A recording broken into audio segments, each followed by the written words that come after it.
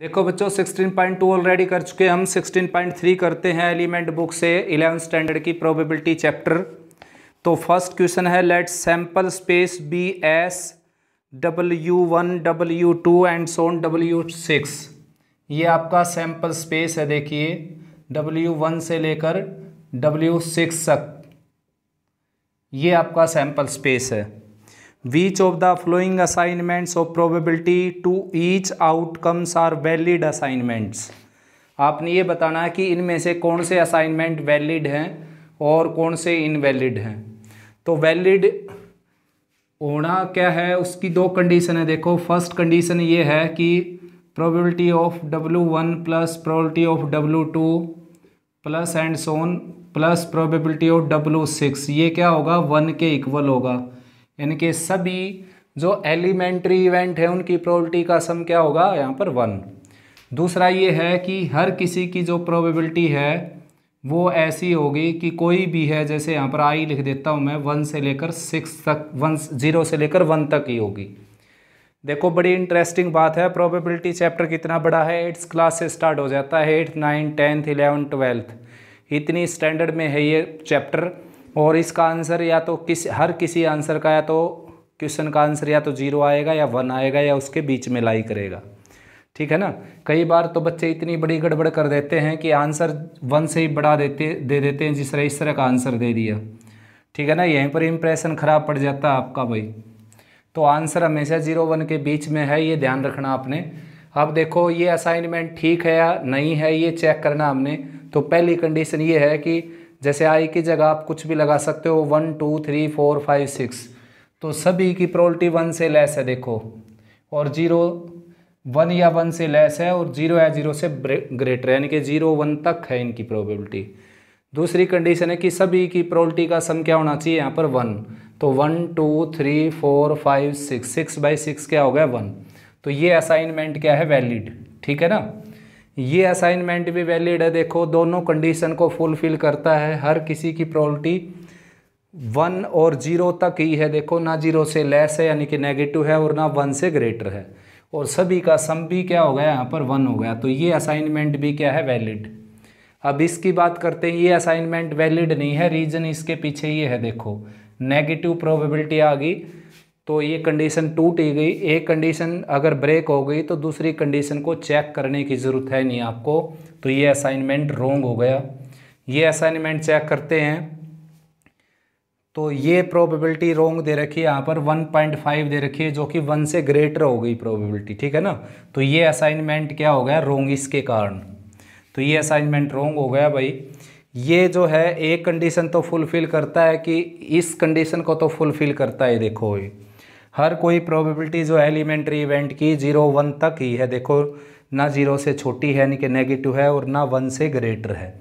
सारी प्रोबेबिलिटी क्या है, 0-1 तक ही है। लेकिन जो है ये फर्स्ट कंडीशन अगर देखें हम, ये वाली कंडीशन ये सेटिस्फाई नहीं करता। इन सभी का जो सम है वो 2.0 आने लग रहा है बच्चों। देखो 6 + 5 1.1 यानी कि 11 हो गया, 11 + 4 हो गया 15, 18 20 और 21, यानी कि 2.1 होने लग रहा है, ठीक है ना। 3 + 3 6, 6 + 4 10 और 11 ये हो गया, यानी कि 2.1, जो कि 1 से ग्रेटर चला गया सम। तो ये असाइनमेंट भी वैलिड नहीं है, ठीक है ना। सेकंड क्वेश्चन स्टार्ट करते हैं बच्चों 16.3 का। 2 dice are thrown simultaneously, find the probability of getting 6 as the product. When 2 dice are thrown,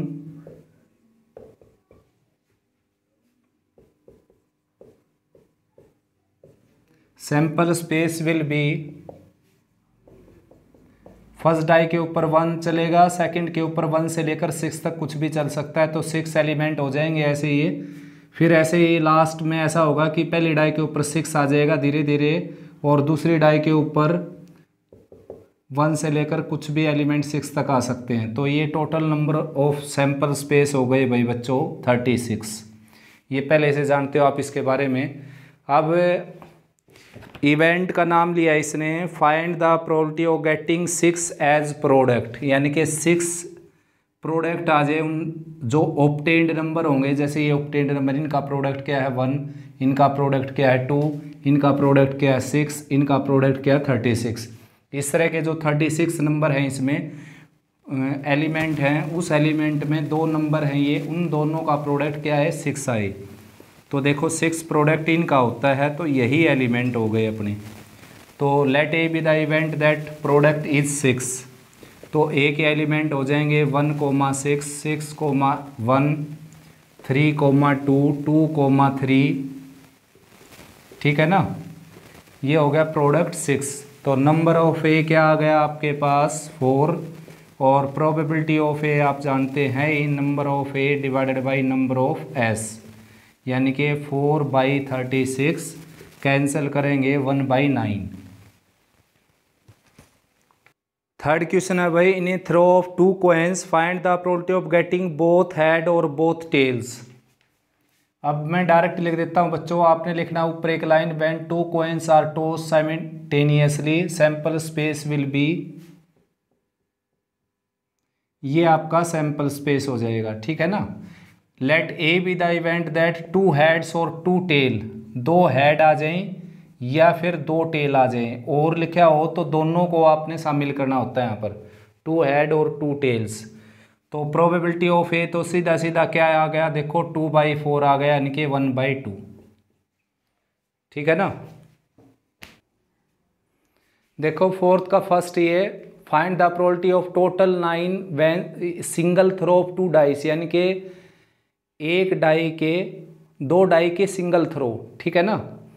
तो 2 डाई एक साथ थ्रो करेंगे और टोटल 9 निकालना आपने। तो when 2 dice are thrown simultaneously sample space will be, ये आपके सैंपल स्पेस के एलिमेंट आ जाएंगे 36 जो कि होंगे। अब इसमें लिखा है कि सम इज 9, लेट कर लेना, let A be the event that sum of appearing number is to be 9, तो 9 सम हो जाएगा 3 6 6 3 5 4 और 4 5, ठीक है ना। तो एलिमेंट हो गए आपके पास 4, तो प्रोबेबिलिटी ऑफ ए आ जाएगा 4/36, यानी कि 1/9। Dice thrown twice, what is the probability that at least one of the 2 throws comes up with number 3? एक डाई को 2 बार थ्रो किया गया, तो प्रोबेबिलिटी निकालिए कि 3 जो है वो कम से कम एक बार शो हो जाए। तो फोर्थ का सेकंड पार्ट है ये, तो यहाँ पर लिखा है एक डाई को 2 बार थ्रो किया, तो मैं क्या कर लेता हूँ 2 डाई एक साथ थ्रो कर लेता हूँ, क्योंकि मैंने ये बता दिया था आपको थ्रोइंग ए डाई ट्वाइस और throwing 2 dice simultaneously considered as a same experiment। तो 2 डाई एक साथ फेंकना या एक डाई 2 बार फेंकना सेम एक्सपेरिमेंट होते हैं दोनों। तो ये एलिमेंट आ गए सैंपल स्पेस के। ए be the event that 3 comes at least 1 times, 3 कम से कम एक बार आ जाए। देखो 3 जो है अब की बार पहली डाई के ऊपर आ गया, पहली डाई के ऊपर 3 लेकर चले आओ मैं, देखो बच्चों। तो ऐसा भी तो हो सकता है कि दूसरी डाई के ऊपर 3 आ जाए। इनका रेसिप्रोकल कर दिए, 6 एलिमेंट हैं, लेकिन रेसिप्रोकल करने से 11 नहीं होंगे, 12 नहीं होंगे, क्योंकि इसको रिपीट नहीं करना आपने। तो 3 1 को 1 3 लिख लेना है। इसका मीनिंग क्या हो जाएगा कि दूसरी डाई के ऊपर भी तो 3 आ सकता है। देखो यह कह लो कि दूसरा जो थ्रो किया उसके ऊपर भी तो 3 आ सकता है। 2 3 3 3 को यहाँ पर दोबारा नहीं लिखना आपने, ठीक है ना, रिपीट नहीं करना। तो ये आ जाएगा 4 3 और 5 3 और 6 3, ये एलिमेंट हो गए भाई बच्चों। तो 11 एलिमेंट हो गए। नंबर ऑफ एस है आपके पास 36, नंबर ऑफ ए है आपके पास 11, एंड प्रोबेबिलिटी ऑफ ए आ जाएगा 11/36। देखो बच्चों फिफ्थ क्वेश्चन स्टार्ट हो गया। When a die is thrown twice, find the probability a total of 7 और 9। तो एक डाई को 2 बार थ्रो करने के बाद उसके ऊपर सम या तो 7 आ जाए या 9 आ जाए, ऐसी प्रोबेबिलिटी निकालनी है। तो हम 2 डाई को एक साथ थ्रो करेंगे। देखो बच्चों, when 2 dice are thrown simultaneously, sample space will be 1 1 1 2 1 6 and so on।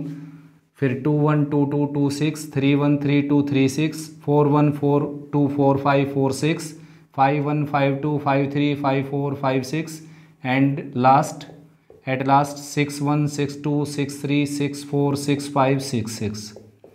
तो इस तरीके से ये सैंपल स्पेस में एलिमेंट आ जाएंगे आपके पास 36। ठीक है ना। अब लिखा है कि सम आ जाए 7 और 9। फर्स्ट पार्ट करने लग रहा हूँ मैं इसका। Let A be the event that sum is 7 और 9। तो 7 सम हो जाएगा 4 3 3 4 5 2 2 5, ठीक है ना, 1 6 और 6 1। 6 एलिमेंट हो गए देखो, 2 4 6। सबसे ज़्यादा एलिमेंट्स इसी के होते हैं, 7 जिसका सम हो सबसे ज़्यादा एलिमेंट इसी के होते हैं। बाकी किसी के 5 4 3 2 1 ऐसे होते हैं।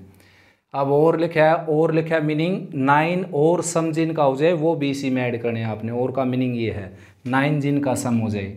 तो 9 है 6 3 3 6 और 5 4 4 5। ये 9 सम 4 एलिमेंट का हो जाएगा भाई बच्चों। 7 2 को मत ले लेना यहाँ पर। 7 2 का भी सम 9 होता है, लेकिन 7 जो है डाई के ऊपर नहीं होता। ठीक है ना। तो नंबर ऑफ एलिमेंट हो गए 10। देखो 6 तो ये हो गए थे 7 सम के और 4 ये हो गए। तो नंबर ऑफ ए आ गया आपके पास 10 और प्रोबेबिलिटी ऑफ ए आ जाएगा 10/36। कैंसिल करेंगे तो 5/18 आ जाएगा। अब इसका सेकंड पार्ट मैं यहीं कर देता हूँ। देखो सेकंड पार्ट है सम इज़ 5 और 7। सम क्या आ जाए 5 और 7 आ जाए। बी इवेंट ले लेता हूँ अब की बार इसको। तो 7 तो ये था ही, देखो सम 3 4 4 3 5 2 2 5 1 6 6 1। ये 7 सम हो गया था। अब उसके बाद क्या चाहिए उसको, सम 7 और 5। तो 5 सम हो जाएगा 3 2 2 3 और 4 1 1 4। ये आ जाएगा 5 सम। तो एलिमेंट अब की बार भी कितने हो गए, 10 ही हो गए। तो वही सेम प्रोबेबिलिटी इसकी आ गई। देखो अगर ये कंपटीशन का क्वेश्चन होता तो मैं इतना टाइम नहीं लगाता ये एलिमेंट लिखने के लिए। इसकी एक सिमेट्री सी बन जाती है बच्चों। देखो सिमेट्री ये बन जाती है इसमें। ये तो है जैसे सम एज 2 3 4 5 6 7 8 9 10 11 12। दैट मीन्स कि 2 डाई अगर आप थ्रो करते हो तो उनके ऊपर सम क्या आ सकता है 2। देखो सबसे जो स्मॉलेस्ट नंबर है, सबसे छोटा नंबर वो 1 है। तो 1 1 का सम क्या होगा 2। स्मॉलेस्ट सम कितना हो गया 2 हो गया। और बिगेस्ट ग्रेटेस्ट सम कितना हो गया 6 6 12। अब इसमें कितने एलिमेंट हैं, अब मैं लिखता हूँ number of element. Number of elements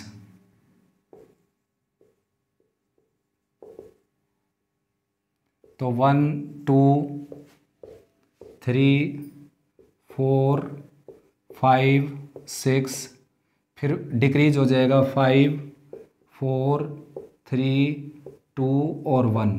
अब मेरा मीनिंग ये है कहने का, देखो बच्चों ऐसे एलिमेंट जिनका सम 7 हो, ऐसे एलिमेंट 6 होते हैं। देखो यहाँ पर मैंने करके भी दिखा दिया 2 4 6 जिनका सम 7 हो, ऐसे एलिमेंट 6 होते हैं।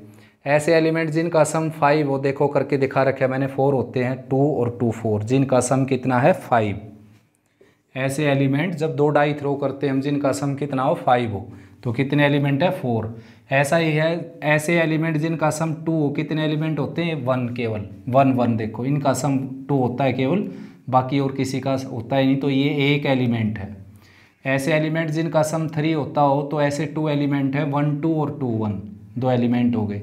ठीक ऐसे आप देखो अगर कंपटीशन में आ जाए इस तरह का क्वेश्चन तो आप इतने सारे एलिमेंट लिखेंगे तो उससे बढ़िया ये एक छोटी सी टेबल बनाकर हम सीधा आंसर दे सकते हैं। जैसे बोल दे भाई सम 9 आ जाए ऐसी प्रोबेबिलिटी निकालो तो 4/36। सम 10 आ जाए उसकी प्रोबेबिलिटी निकालो तो 3/36। कई बार तो ये बोल देता है सम इज 6 और ग्रेटर, कि सम या तो 6 आ जाए या उससे बड़ा आ जाए। तो सारे एलिमेंट लिखेंगे, ढूंढेंगे, उनको बहुत ज़्यादा टाइम लगेगा। तो ये है, देखो ये पूछा है उसने सम जो है 6 और उससे बड़ा आ जाए। तो एलिमेंट हो गए 5 + 6 11 + 5 16 + 4 20 + 5 25 + 1 26। तो 26/36। ठीक है ना, बहुत फ़ायदेमंद है ये लिस्ट। लेकिन एक बात ये है कि यहाँ ये केवल 2 डाइस के ऊपर लगती है, यानी कि 2 डाई एक साथ फेंके हम तभी ये सिमेट्री बनती। 3 डाइस अगर एक साथ फेंक दी जाए तो फिर इस तरह की कोई सिमेट्री नहीं बनेगी। ये लाइन तो मैं लिख सकता हूँ उसमें भी, क्योंकि सबसे छोटा सम वहाँ पर कितना होगा 3, 1 1 1 3 हो जाएगा, और सबसे बड़ा सम कितना हो जाएगा 18, 6 6 6। लेकिन ये नीचे वाली लाइन जो है वो सिमेट्री नहीं बनाएगी, सारे डिफरेंट होंगे, अलग अलग होंगे, तो उनको रटना पड़ेगा। उससे बढ़िया एलिमेंट ही तैयार कर लेंगे या फिर कॉम्प्लीमेंट का यूज़ करके सोल्व कर लेंगे उसको। तो अब करते हैं, देखो third question, some is more than 10। अब मैं सीधा बता देता हूँ आपको, सम इज़ मोर देन 10 यानी कि सम या तो 11 हो या 12 हो, तो कितने एलिमेंट हो गए 3, 3/36, 1/12 आ गया, 1/12 आ जाएगा इसका आंसर, यानी कि 3/36 आ गया था। 3 एलिमेंट होते हैं ऐसे जिनका सम 10 से ग्रेटर हो। सम एज इवन नंबर, ये अभी बाद में कराता हूँ, इस लिस्ट से और करवा देता हूँ। सम इज़ नाइदर 9 नोर 11, सम ना तो 9 हो और ना ही 11 हो, तो कॉम्प्लीमेंट का यूज़ कर सकते हैं इसमें। देखो सम उसने मना किया ना, तो कितना हो 9 हो और ना 11 हो, तो मैं इसी की प्रोबेबिलिटी निकाल लेता हूँ। उसने मना किया वैसे कि सम ना तो 9 होना चाहिए ना 11, तो बाकी सम क्या होना चाहिए फिर 2 3 4 5 6 7 8 10 12, तो काफ़ी लेंथी हो जाएगा। सीधा सीधा क्वेश्चन कॉम्प्लीमेंट का यूज़ करते हैं। तो पहले जो मना किया है उसी की प्रोबेबिलिटी निकालते हैं। तो मना किया है कि सम 9 और 11 ना हो, तो सम 9 के हैं 4 एलिमेंट और सम 11 के हैं 2 एलिमेंट, तो कितने एलिमेंट हो गए 6। तो 6/36 किसकी प्रोबेबिलिटी आ गई, सम इज़ 9 और 11, तो इसको 1 में से माइनस कर देंगे तो अपने आप किसकी प्रोबेबिलिटी आ जाएगी, सम इज़ नाइदर 11 नोर 9, यानी कि कैंसिल कर सकते हो, 1/6 आ गया, सब्ट्रैक्ट होकर के आ जाएगा 5/6। ये है कॉम्प्लीमेंट का यूज़ करना। सीधा सीधा करोगे तो देखो 2 एलिमेंट, एक एलिमेंट इसका हो गया, क्योंकि उसने मना किया था कि सम 9 और 11 नहीं आना चाहिए, तो इनडायरेक्टली आपको बोलने लग रहा हो कि सम 2 और 3 और 4 और 5 और 6 और 7 और 8 और 10 और 12 आ जाए। तो इन सभी के एलिमेंट यहाँ पर लिखने पड़ेंगे, फिर टोटल करना पड़ेगा और 36 से डिवाइड करना पड़ेगा। तो कॉम्प्लीमेंट का यूज अच्छा रहता है।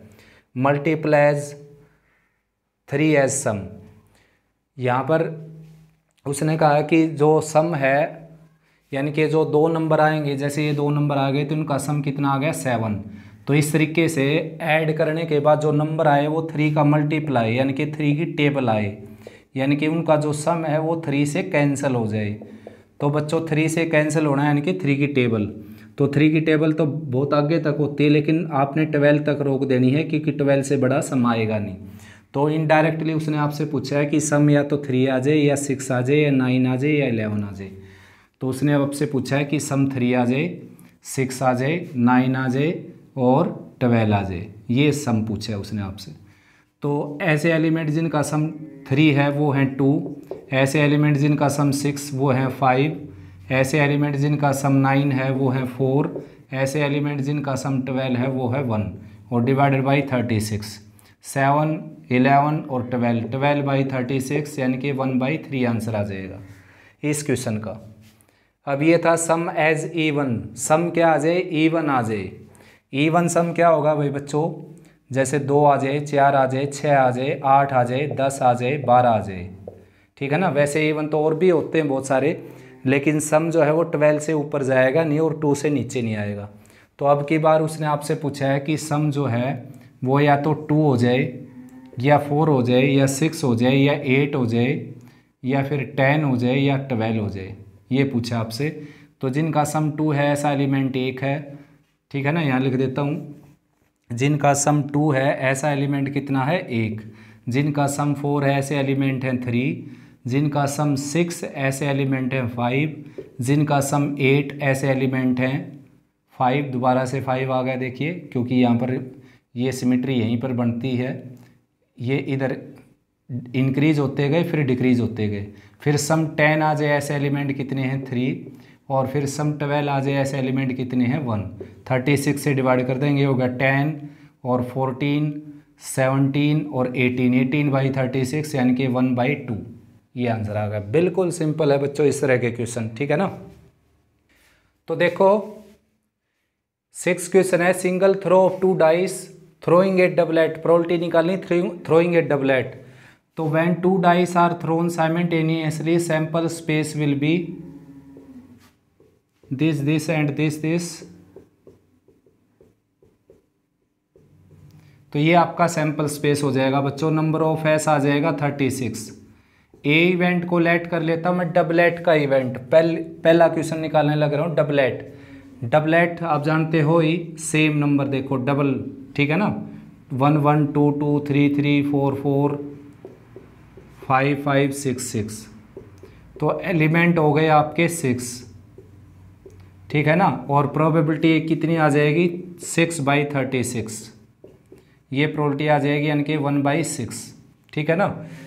ये बहुत फ़ायदेमंद है। देखो कई बार ये डिफरेंट नंबर को निकालने में भी काम आ जाता है। जैसे इसमें पूछ लिया जाए find the probability of different number, तो डिफरेंट नंबर कितने हो गए, इसकी प्रोबेबिलिटी निकाल लो आप 1/6, उसको एक में से माइनस कर दो, सीधा निकालोगे तो आप डिफरेंट नंबर 30 हैं, ज़्यादा लिखने पड़ेंगे आपने यहाँ पर, ठीक है ना। तो कॉम्प्लीमेंट का यूज़ कर लेंगे, डबलेट की निकाल कर एक में से माइनस कर देंगे, डिफरेंट की आ जाएगी।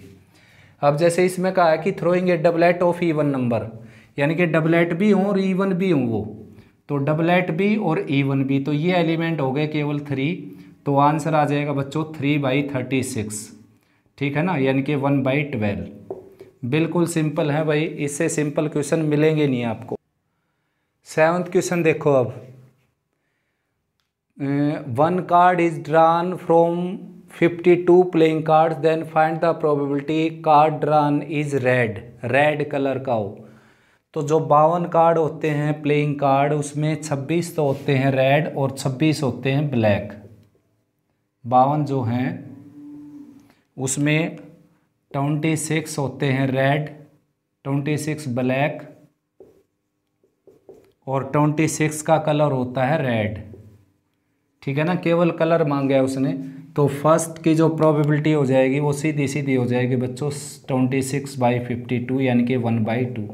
लैंग्वेज आपने लिख लेनी है, 1 to playing cards 52, therefore number of S 52।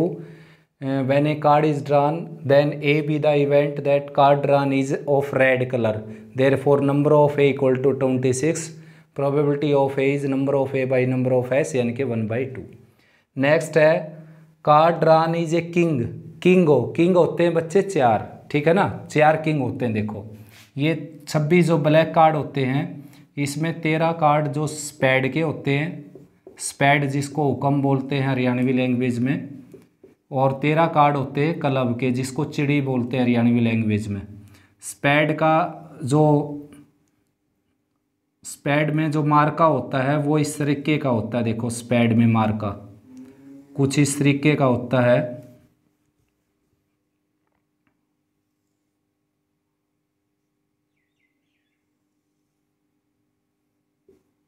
कुछ इस तरह का मार्का होता है स्पैड में, ठीक है ना। थोड़ा हाउ ट्राई करता हूँ अच्छा बनाने की। इस तरह का मार्का होता है, ब्लैक होता है ये सारा, ये स्पैड का मार्का होता है। जो कार्ड होते हैं प्लेइंग कार्ड, इस तरह टुकड़े, वो गत्ते के या फिर कागज़ के भी होते हैं, प्लास्टिक के भी आ गए आजकल। तो उसके ऊपर जैसे ये मार्का होता है स्पैड पर, और क्लब पर इस तरह का होता है, क्लब पर कुछ इस तरह का होता है, ठीक है ना। और 26 जो रेड कार्ड हैं उनमें जो है 13 तो क्या होते हैं हार्ट, और 13 क्या होते हैं डायमंड। हार्ट के इस तरीके का मार्का होता है हार्ट के ऊपर, ये डायमंड के ऊपर होता है बच्चों, हार्ट के ऊपर इस तरह का होता है देखो, ठीक है ना। और डायमंड के ऊपर इस तरह का होता है, ये डायमंड हो गया। इसको हरियाणवी में जैसे हम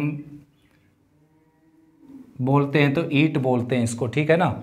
और इसको बोलते हैं पान, और इसको बोलते हैं चिड़ी। आप देख लेना कहीं पर दाएं बाएं मिल जाएंगे आपको प्लेइंग कार्ड्स। और इसको बोलते हैं, ब्लैक कलर में ही लिख देता हूँ इसको मैं, ये चिड़ी होती है और ये हुक्म होता है, ठीक है ना। अब इन 13 जो पत्ते हैं, ये 13 कार्ड हैं जो, इसमें क्या होता है डिजिट कार्ड होते हैं, जैसे 2, इस तरह का देखो, इस तरह का कार्ड होता है। यहाँ पर 2 लिखा होता है, यहाँ पर 2 और यहाँ पर स्पेड का ये मार्का बना होता है, ठीक है ना, इस तरीके से। तो ऐसे ऐसे करके 2 से लेकर और 10 तक होते हैं, ये 2 से लेकर 10 तक होते हैं, यहाँ पर 10 तक, इस तरीके से। और जो फर्स्ट प्लेस होता है वो होता है एस का, उसमें लिखा होता है एस होता है ये कार्ड। और जो 11th होता है वो होता है क्वीन का, क्वीन होती है, यहाँ पर फोटो होती है क्वीन की। और जो 12th प्लेस होता है वो होता है, ये जैक का होता है बच्चों, सॉरी, ये जैक का प्लेस होता है 11th, और ये क्वीन का प्लेस होता है 12th। और 13 प्लेस होता है किंग का, ये किंग का प्लेस होता है। ब्लैक कलर के होते हैं सारे, ठीक ऐसे यहाँ पर भी इसी तरह मार्का, केवल इसकी बजाय मार्का ये हो जाएगा। और ठीक ऐसे ही कार्ड हो जाएंगे, 2 से लेकर 10 तक डिजिट कार्ड हो जाएंगे। और फर्स्ट प्लेस पर एस हो जाएगा, किसका एस, क्लब का एस। और 11th प्लेस पर जैक हो जाएगा, किसका, क्लब का। और 12th प्लेस पर क्वीन हो जाएगी, क्लब की। और जो लास्ट प्लेस है 13 प्लेस, उस पर किंग हो जाएगा, क्लब का। ठीक ऐसे हार्ट और डायमंड के कार्ड होते हैं। तो अब इसने कहा है कि क्या निकालना, देखो किंग कार्ड निकालना। तो एक किंग इसका हो गया, देखो एक किंग इसका हो गया, एक इसका हो गया, इसका हो गया, 4 किंग हो गए। तो आंसर आ जाएगा 4/52, 4 किंग हो गए ना। अब देखो ये बड़ा इंटरेस्टिंग है, देखो ये दोनों यहाँ पर, ये दोनों एक साथ आ गए। एंड और, एंड का मीनिंग है कॉमन, और का मीनिंग है जोड़कर बताना, यूनियन यानी कि। तो यहाँ पर लिखा है उसने रेड एंड किंग, यानी कि रेड भी और किंग भी हो। तो देखो रेड कार्ड कितने हो गए, 26। तो 26 तो हो गए रेड कार्ड, ठीक है, ये 26। अब उसने कहा है कि रेड कलर भी होना चाहिए और किंग भी हो उसके ऊपर। तो रेड भी और किंग भी हो, केवल यहीं पर होगा ना, एक तो किंग हर्ट का होगा, एक डायमंड का होगा। ऐसे 2 ही कार्ड हैं यहाँ पर प्लेइंग कार्ड में, जो रेड भी हो किंग भी हो। तो यानी कि इन दोनों का कॉमन कितना आ गया, 2। और आंसर आ गया 2/52, यानी कि 1/26। रेड भी और किंग भी, ध्यान से समझना, रेड एंड किंग, रेड भी और किंग भी। नेक्स्ट है आइदर रेड और किंग, या तो रेड हो या किंग हो। तो रेड के कार्ड कितने हो गए, 26 हो गए। देखो ये 26 रेड के कार्ड हो गए। उसने कहा कि या तो किंग हो या रेड हो, मतलब रेड कलर कोई भी हो, जैसे 2 लिख रखा है, डिजिट कार्ड हो बेसिक से 2 से लेकर 10 तक, मतलब रेड कलर का होना चाहिए, रेड कलर होना चाहिए उसके ऊपर। तो 26 हो गए। अब उसने कहा कि या फिर किंग भी हो बेशक से। तो किंग, 2 किंग तो इसी में आ चुके। वैसे मैंने बताया था कि किंग कितने होते हैं, 4, लेकिन 2 किंग तो इन्हीं के अंदर आ चुके ना। तो 2 किंग इनके अंदर से आ जाएंगे, एक तो स्पेड से और एक क्लब से। तो 2 किंग और आ गए। देखो तो कितने किंग हो गए आपके पास, 28। तो 28/52 कैंसिल वैंसिल कर सकते हो आराम से, 4 से कैंसिल होने लग रहा है, 7/13 आ जाएगा इसका आंसर।